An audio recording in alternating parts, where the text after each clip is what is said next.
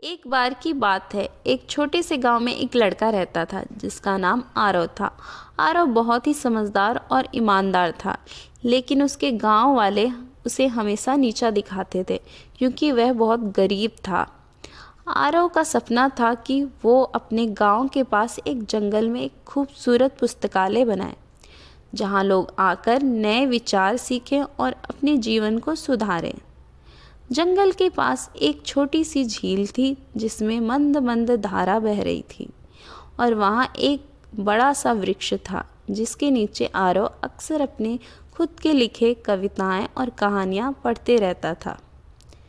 जब आरव ने अपने सपने के बारे में गांव के लोगों को बताया तो सबने उसका मजाक उड़ाया।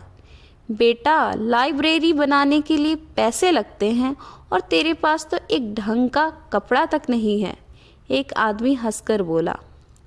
आरव ने उनकी बात सुनी, लेकिन हर एक हंसी के पीछे वो और ज़्यादा मजबूत होता गया। उसने सोचा कि चाहे कुछ भी हो जाए, वो अपने सपने को जीवित करेगा। एक दिन आरव को जंगल में एक अजीब सी बात दिखी। एक घायल पक्षी जमीन पर पड़ा था जिसका एक पंख टूट गया था। आरव ने बिना समय गंवाए उसे उठाया और घर ले आया। उसने उसका इलाज किया और अपनी छोटी सी झोपड़ी में उसके लिए जगह बनाई। कुछ ही दिनों में वो पक्षी तंदुरुस्त हो गया और आरव के घर के ऊपर गोल गोल मंडराने लगा।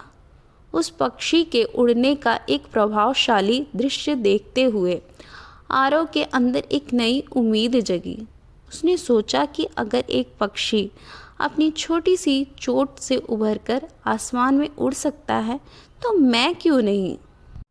आरव ने एक योजना बनाई। उसने अपने गांव के बच्चों को जंगल के पास बुलाया और उन्हें कहानियां सुनानी शुरू की। धीरे धीरे बच्चे उसकी कहानियों में इतने मगन हो गए कि उनके माँ बाप भी सुनने आने लगे। गांव के लोगों ने देखा कि आरव के शब्दों में एक अलग ही शक्ति थी, एक ऐसी शक्ति जो लोगों के दिल को छू जाती थी। एक दिन गांव के मुखिया ने आरव से कहा, बेटा, तू अपनी कहानियों से बहुत लोगों का मन जीत रहा है। हम सब मिलकर लाइब्रेरी बनाने में तेरा साथ देना चाहते हैं। गांव के सभी लोगों ने मिलकर पुस्तकालय बनाने में मदद की। कोई लकड़ी लाया, कोई पत्थर, और किसी ने अपने पुराने किताबें डोनेट किए। जंगल के पास जहां आरव कविताएं लिखता, वहीं एक सुंदर पुस्तकालय बन गया जिसका नाम सपनों का घर रखा गया। आरव के जीवन का उद्देश्य पूरा हो गया।